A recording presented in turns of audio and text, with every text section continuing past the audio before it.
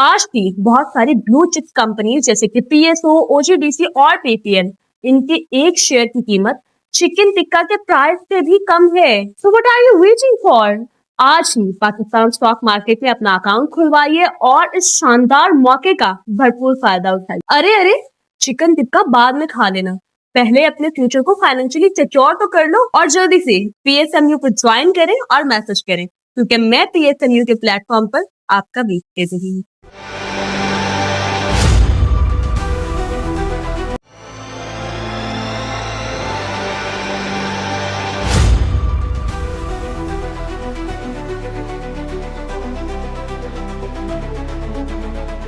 अस्सलाम वालेकुम, मैं हूं नादिया अनवर और आप देख रहे हैं पाकिस्तान शेयर मार्केट अपडेट्स।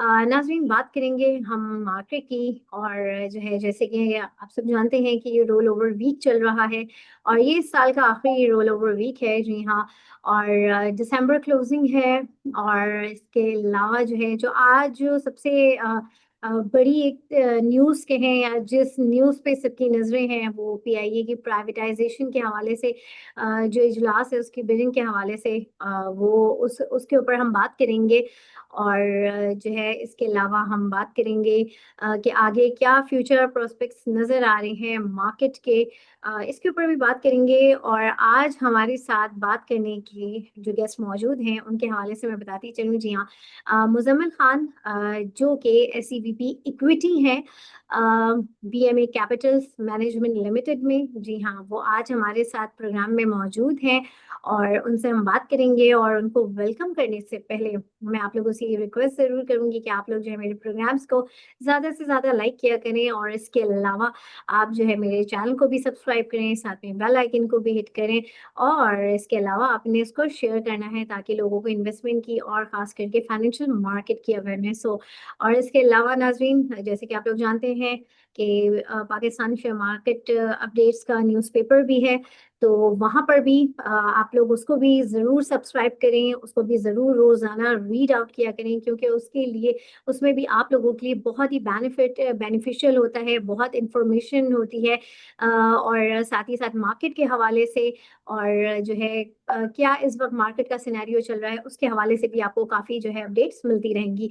तो चलिए जी, चलते हैं अपने गेस्ट की तरफ, उन्हें वेलकम करते हैं और उनसे बातचीत का आगाज करते हैं। अस्सलाम वालेकुम सर। वालेकुम सलाम नादिया, हाउ आर यू? अल्हम्दुलिल्लाह सर, और आप कैसे हैं सर? अल्हम्दुलिल्लाह जी, माशाल्लाह जबरदस्त। Thank you so much sir for your time and welcome to my session.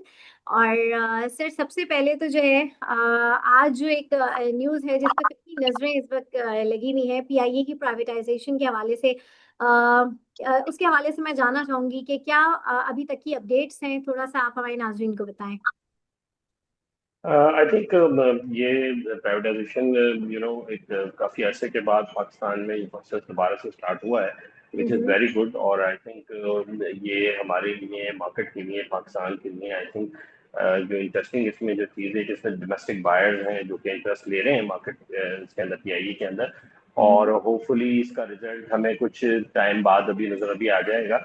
I think bidding process still is continue, so कुछ देर में जो है इसका रिजल्ट आ जाएगा। होपफुली कोई एक कंसोर्शियम, जिसमें 3 कंसोर्शियम बने हुए हैं, जिसमें से एक कंसोर्शियम ये बिड फाइनली जो है वो विन करेगा। तो आई थिंक ये एक स्टार्ट है और ये बहुत अच्छा स्टार्ट है। ये जब सक्सेसफुली हो जाता है तो आई थिंक जो बाकी फिर हमारी मुल्क में जो बाकी कंपनीज हैं जो जो लाइक पीआईए और दूसरी कंपनीज हैं, उनका प्रोसेस जो है फिर आसान हो जाएगा उसमें, और वो चीज़ें जो है स्मूथली जो है वो मूव ऑन होंगी। तो आई थिंक इससे एक जो इंटरेस्टिंग चीज़ होगी वो ये होगी कि हमारे लोकल इन्वेस्टर को भी कॉन्फिडेंस आएगा कि हम्म। पाकिस्तान के अंदर जो है वो अपने एसेट्स को जो है वो परचेज कर सकते हैं और उनको बेहतर बनाने में काफ़ी हेल्प आउट कर सकते हैं। तो अनदर साइड गवर्नमेंट के लिए भी एक थोड़ी सी ये इसमें सेटिस्फेक्शन है कि जी हमारे लोकल प्लेयर्स हैं या लोकल बिजनेस ग्रुप्स हैं जो कि इंटरेस्ट ले रहे हैं। तो आई थिंक ये ओवरऑल प्रोसेस के लिए काफ़ी। सही, बिल्कुल। और सर इस वक्त अगर बात की जाए मार्केट की, कैसी लग रही है मार्केट? क्योंकि इस वक्त जैसे कि हम ये देख रहे होते हैं, क्योंकि अभी तो चले रोल ओवर वीक है, थोड़ा सा मार्केट स्लो भी है, लेकिन इंडेक्स बढ़ रहा है। लेकिन यहाँ पर हम ये भी देख रहे हैं कि मार्केट स्लो भी चल रही है, प्रॉफिट टेकिंग भी हो जाती है। तो ये क्या सारा सिनेरियो है, थोड़ा सा इसके हवाले से बताएं। आई थिंक ये नॉर्मली हम रोल ओवर वीक में इस तरह की पोजीशंस को देखते हैं कि मार्केट जो है वो थोड़ा स्टक होती है या एक रेंज प्ले कर रही होती है। बिकॉज रोल ओवर वीक जो होता है जनरली हम देखें तो 5 डेज का होता है, बट ये रोल ओवर वीक जो है वो एक तो 4 डेज है, बिकॉज उसमें एक और छुट्टी भी आ गई है बीच में। तो वो एक थोड़ा सा प्रेशर होता है कि लोगों को पोजीशंस को 4 दिन के अंदर रोल ओवर करना होता है। हम्म। और सेकेंडली जो इसमें इंटरेस्टिंग चीज ये है कि नंबर जो है वो काफी बड़ा है। अगर अगर हम सिर्फ फ्यूचर का नंबर देख लें तो 75 to 70 बिलियन डॉलर का रोल ओवर फ्यूचर मौजूद है। इसके अलावा फिर अदर लिक्विड पोजीशन में CFS और MFX वगैरह है। तो होपफुली ये हो जाएगा, इसमें कोई प्रॉब्लम नहीं होता, बिकॉज मार्केट का लेवल भी काफी अच्छा है। मार्केट माशाल्लाह अपने हाइट पे खड़ी हुई है और इजीली जो है वो चीजें रोल ओवर हो जाएंगी। बट एक नॉर्मली हम रोल ओवर वीक के अंदर इस तरह की रेंज बाउंड एक्टिविटी देखते हैं। और फिर एयर एंड भी आ रहा है, एयर एंड की वजह से भी जी। पोजीशंस जो है वो मार्केट में सब के लिए ज्यादा बेहतर यही होता है कि मार्केट एक बेहतर नोट के ऊपर क्लोज हो। हम्म। तो इन टर्म्स ऑफ अगर इंस्टीट्यूशन साइड बात करें, सब लोग कोशिश कर रहे होते हैं, फैमिली ऑफिस ये सब अपनी बुक्स को बेहतर बनाने के लिए जो है वो कोशिश कर हम्म। रहे होते हैं अपने स्टॉक जो हैं वो बेहतर परफॉर्म करें। तो आई थिंक रोल ओवर में इतना कोई मसला आता हुआ नजर नहीं है।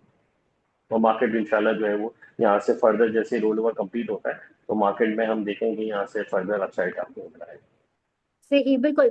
और सर जैसे कि आपने कहा कि इस वक्त हम देखेंगे कि फर्दर अपसाइड होगा। इस वक्त जो है जो आखिर के साल के आखिर में इस वक्त इंटरेस्ट रेट भी कट डाउन हुआ। हमने देखा कि 2 दफा से मेंटेन होता हुआ आ रहा था और एकदम से जो है सरप्राइजिंगली जो है ये कट डाउन हुआ। इस चीज का आगे क्या अभी हमने इम्पैक्ट आना बाकी है या बस हो गया इम्पैक्ट? क्योंकि मार्केट तो जो तसलसल जो एक मोमेंटम चल रहा था मार्केट का, वैसे ही हमने एक्सपीरियंस किया इसके बाद भी। तो क्या अभी इसका इम्पैक्ट मजीद आगे आएगा? आई थिंक नादिया मार्केट का मोमेंटम तो स्टिल, अगर हम इन टर्म्स ऑफ वैल्यूएशन बात करेंगे तो मार्केट तो हम्म। स्टिल चीप मार्केट है। मार्केट का अगर हम मल्टीपल की बात करें 7.8 7.9 के करीब मार्केट का मल्टीपल ट्रेड हो रहा है। अगर हम हिस्टोरिकली देखें 2017 पे हम जो पीक लेते हैं उस वक्त मार्केट का मल्टीपल जो था नॉर्मली वो जो है वो 10 के करीब चला गया था। और इन टर्म्स ऑफ अगर मार्केट कैपिटलाइजेशन देखें तो स्टिल मार्केट की कैपिटलाइजेशन 2017 का कंपैरिजन अगर हम करें तो वहां से मार्केट की कैपिटलाइजेशन स्टिल जो है वो अपसाइड मौजूद है 26-30% का। वहां से मार्केट की कैपिटलाइजेशन $69 बिलियन की मार्केट कैपिटलाइजेशन इस वक्त है, उस वक्त 100 बिलियन की कैपिटलाइजेशन थी। तो मार्केट में इन टर्म्स ऑफ कैपिटलाइजेशन भी अपसाइड काफी मौजूद है। अगर हम in terms of economy macros की हम बात करें, हम्म। लिक्विडिटी की बात करें, मार्केट में लिक्विडिटी बहुत अच्छी अवेलेबल है। डिस्पाइट के हमने देखा कि इंस्टीट्यूशंस इंश्योरेंस सेक्टर की सेलिंग आई काफी मार्केट के अंदर, और एंड म्यूचुअल फंड्स की काफी सेलिंग थी। अगर ईयर टू डेट हम देखें तो काफी बड़ा नंबर रहा है ये इन लास्ट 2 मंथ्स। तो ये सारा का सारा जो मार्केट में हमने सेलिंग देखी है, जॉब होती हुई देखी from family offices, individuals, HNW ने जॉब की है इसको। तो आई थिंक तो लिक्विडिटी तो मार्केट में बहुत अच्छी है, लोगों को वैल्यूएशन वाइज में तो कोई प्रॉब्लम नहीं नजर आता। और अगर हम इसके अलावा हम बात करें मैक्रो साइड के ऊपर, हमारे रिजर्व पोजीशन बहुत अच्छी है। हमारे कैप अगर हम बात कर लें आपका ट्रेड डेफिसिट और करंट हम्म। अकाउंट डेफिसिट वो भी हमारा पॉजिटिव आ रहा है। तो चीजें एक्चुअली मार्केट में काफी हद तक क्लैरिटी, IMF हमारा हो गया है, हमारी ट्रांच आ गई है, डॉलर हमारा स्टेबल है, रुपये की अगर पोजिशन लेके रुपये स्टेबल है। तो ओवरऑल जियो पॉलिटिकल साइड के ऊपर देखें तो हमारी पोजीशन काफी अच्छी हो गई है। इन टर्म्स ऑफ इंटरनेशनली हमारी जो पोजीशन है वो काफी बेहतर है। फॉरेन इन्वेस्टर काफी हमें फोकस में है, पाकिस्तान लैंडलाइट पे है। सो ओवरऑल मतलब अगर इन तमाम नंबर्स को देखें तो हमें कोई नेगेटिविटी मार्केट में ऐसे कोई नजर आती नहीं है, राइट। सो अगर लास्ट ईयर की परफॉर्मेंस भी देखें तो मार्केट ऑन एवरेज जो है वो काफी अच्छा रिटर्न जो है ईयर अगर हम बात करें ईयर टू डेट तो 48% का रिटर्न दिया है। तो हमें लग रहा है नेक्स्ट जो ईयर होगा वो भी काफी बेहतर होगा मार्केट के लिए। जो ओवरऑल जर्नी नजर आ रहा है, जो मार्केट में सब लोग जो है वो टारगेट प्राइस है तमाम हाउसेस की, वो 2,15,000 2,20,000 का टारगेट है सबका। हमारा भी 2,15,000 का टारगेट है मार्केट का। तो अगर हम बात करें तो यहाँ से कोई 26% का अपसाइड नेक्स्ट ईयर भी नजर आ रहा है इंडेक्स का। सो ओवरऑल अगर हम सेक्टर वाइज भी बात करें तो सेक्टर में भी काफी हमें लग रहा है, जिससे आपने बात की कि जी हम्म इंटरेस्ट रेट जो है वो कट हुआ है, सरप्राइज कट था ये। ऑफ कोर्स कोई एक्सपेक्ट नहीं कर रहा था, मेजॉरिटी लोग एक्सपेक्ट कर रहे थे मार्केट में स्टेटस को रहेगा, बट फिर भी हम्म एसडीटी ने जो है वो एक सरप्राइज कट दिया है। आई थिंक ये मार्केट के लिए सरप्राइज है, और ये चीज अपनी वैल्यू प्राइस नहीं हुई है मार्केट में। मुझे लगता है रोल ओवर भी कंप्लीट होता है, ईयर एंड खत्म होता है, तो हमें नजर आएगा कि सिक्योरिकल सेक्टर यहाँ से फर्दर परफॉर्म कर सकता है। And the other thing is कि जो ट्रांजेक्शन हुई है, काफी बड़ी ट्रांजेक्शन है स्पेशली सीमेंट सेक्टर के अंदर, मेटल लीफ और पाइनियर सीमेंट की, वो हम्म काफी ऊपर हुई है मार्केट से। जो रेट्स है उनसे काफी ऊपर हुई है, प्रीमियम के ऊपर हुई है। आई थिंक वो भी एक लैंड मार्क कह सकते हैं हम फॉर सीमेंट सेक्टर। यहाँ से सीमेंट्स में हमें जो है फर्दर यहाँ से रिवैल्यूएशन होती है, या फर्दर हमें यहाँ से लग रहा है कि सीमेंट जो है रीरेट हो सकते हैं यहाँ से इस ट्रांजेक्शन के बाद। तो काफी अच्छे हैं। अगर हम ईवी पर टन के ऊपर देखें तो काफी कम, $80 ईवी पर टन के ऊपर ट्रांजेक्शन हुई है। अगर हम बाकी सीमेंट के मार्केट में प्लेयर हैं, वो काफी नीचे ईवी पर टन पे ट्रेड हो रहे हैं, जिसमें कोहाट है, बीजी है, फौजी सीमेंट है, और दूसरे गरीवाल है, दूसरे सीमेंट है। तो आई थिंक हमें री रेटिंग नजर आएगी सीमेंट सेक्टर के अंदर स्पेशली। और अगर हम अदर सेक्टर्स में बात करें, मुझे फार्मास्यूटिकल में भी काफी जगह नजर आती है। फार्मास्यूटिकल है, ऑटोज हैं, नए वेरिएंट आ रहे हैं, नई ऑटोज के अंदर नई गाड़ियां, नई कंपनीज आ रही हैं। सो वहां पर भी हमें काफी ज्यादा अपसाइड नजर आता है। फार्मास्यूटिकल सेक्टर भी अच्छा है। अभी थोड़ा मेरे ख्याल से यहाँ पर कंसोलिडेशन हो रही है इसके अंदर, इसमें भी फर्दर यहाँ से हमें अपसाइड नजर आता है। सही जी। बिल्कुल।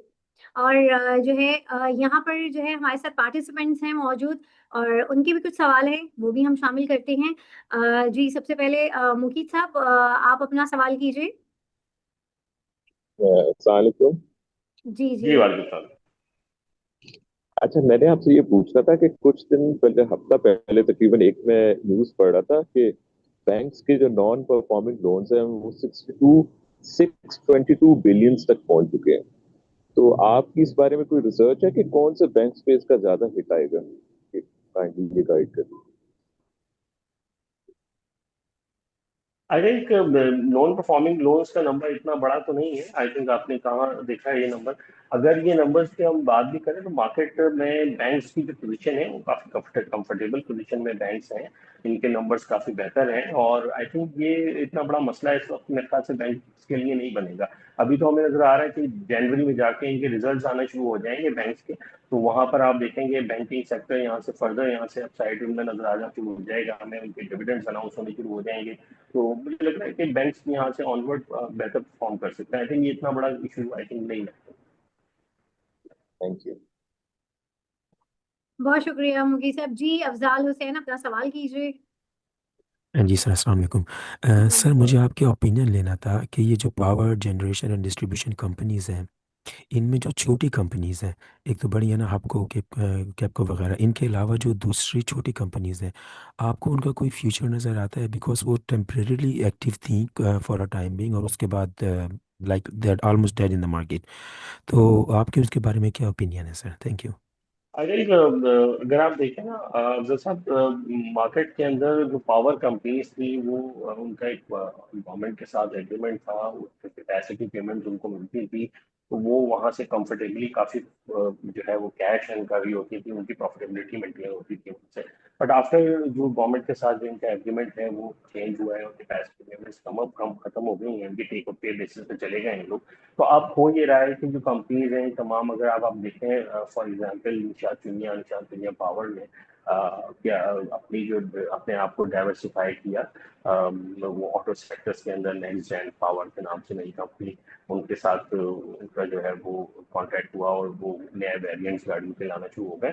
इसी तरीके से अगर आप देखें अदर कंपनीज जो कि रिलेटेड टू मंशा ग्रुप हैं, वो उसके अंदर आपने देखा रफान की डील में उनको यूटिलाइजेशन उनकी हुई है। तो हमें आने वाले दिनों में हमें नजर आएगा कि वो कंपनीज जो छोटी पावर कंपनीज हैं वो इसी तरीके से अपने आप को डाइवर्सिफाई करेंगी, बिकॉज इनके पास काफी अच्छे कैश अवेलेबल है। उन कैश को फिर ये यूटिलाइज करेंगी अदर सेक्टर्स के अंदर और डाइवर्सिफाई करेंगे अपना। सही, बहुत शुक्रिया। जी एस खान, अपना सवाल कीजिए। जी अस्सलाम वालेकुम जी। मेरा एक सवाल ये था वालेकुम कि मुझे एसएसजी के बारे में मालूम करना था। एसएसजी में काफ़ी स्टॉक हो, आप समझते हैं इसको कि लॉस बुक करके आगे फॉरवर्ड करना चाहिए, नेक्स्ट क्वार्टर का रिजल्ट का वेट करना चाहिए? और ई कॉप, तो वो स्टॉक्स प्लीज अगर आप बता दें। आई थिंक देखिए ई कॉप तो एक अच्छी कंपनी है। आई थिंक इसमें इनकी थोड़ी सी प्रॉफिटेबिलिटी ओवरऑल बेहतर है। इसको अगर आप थोड़ा लॉन्ग प्रॉस्पेक्ट से देखेंगे तो आने वाले दिनों में आपको इसमें कुछ बेहतरी नजर आएगी, बिकॉज इनका काम ओवरऑल लॉन्ग टर्म का मतलब एक ग्रोथ भी है इनके काम के अंदर। तो ई कॉप तो मुझे लग रहा है लॉन्ग टर्म के लिए बेहतर है। सो साउथ का नॉर्मली देखिए गवर्नमेंट कंपनी है, इसके अंदर इनकी अर्निंग्स में थोड़े से डिले आते हैं इनके फाइनेंशियल, तो उसकी वजह से इनकी अर्निंग में और उनकी प्राइस में वॉलेटिलिटी रहती है। सो अगर कंपैरेटिवली देखें स्वी नॉट कंपैरेटिवली ज्यादा स्टेबल है स्वी साउथ के, इनकी अर्निंग थोड़ी प्रेडिक्टेबल भी होती है स्वी नॉट की। तो आप वहां देखेंगे उसमें प्राइस वॉलेटिलिटी इतनी नहीं होती, बट स्टेबिलिटी भी रहती है और डिविडेंड पे आउट्स भी अच्छे होते हैं। स्वी साउथ के अगर आप नंबर्स पे देखें ना अर्निंग वाइज, तो उनकी अर्निंग बड़ी वॉलेटाइल है। अगर आप पहले देखें क्वार्टरली 5 रुपए के अर्निंग्स दे रहे थे, बट अब वो अर्निंग गिर के जो है वो काफी सिग्निफिकेंटली गिर गई है। तो ये फिनोमेना इनमें रहता है स्वी साउथ के अंदर स्ट्राइकली। बट आई थिंक मुझे लगता है कि इसकी प्राइस जो है वो काफी करेक्ट हो गई है। इसमें अभी आप रुक सकते हैं, थोड़ा सा अपसाइड आपको नजर आ सकता है इसके अंदर। तो जहां ये लगे आपको थोड़ा अपसाइड आ गए, तो वहां आप इसको बेनिफिट आउट करिए। तो ये लगता है आपको कि अब 43-44 तक रीच कर जाएगी नेक्स्ट क्वार्टर के आई बाद? थिंक बिकॉज इसमें इसका यस ईपीएस काफी 0.06 आया था, 0.26 आया जी था जी लास्ट क्वार्टर। जी जी बिल्कुल, मैंने ये कहा कि ये बेसिकली ना इसकी अर्निंग बड़ी बड़े वॉलेटाइल होती है इनकी फाइनेंशियल्स में। सो आई थिंक ये इसी वजह से अगर पहले अर्निंग देखें तो 5 रुपए के क्वार्टर आ रहा था, अब देख के वो पॉइंट्स में चला गया। तो आई थिंक ये इसमें रहता है। मुझे लॉन्ग टर्म में अगर हम कंपेयर करेंगे तो मुझे स्वी नॉट ज्यादा बेहतर लगता है। उसके अंदर बहुत ज्यादा पोटेंशियल अपसाइड है, वो प्रोडिक्टेबल अर्निंग होती है। बट आई थिंक साउथ में भी एक अपसाइड आपको दोबारा से मार्केट जब थोड़ा रैली करेगी या मार्केट नए लेवल्स पे जाना शुरू होंगे, तो उसमें भी आपको अपसाइड आ सकती है। सही, थैंक यू। बहुत शुक्रिया एस खान। जी सुहेल साहब, अपना सवाल करें।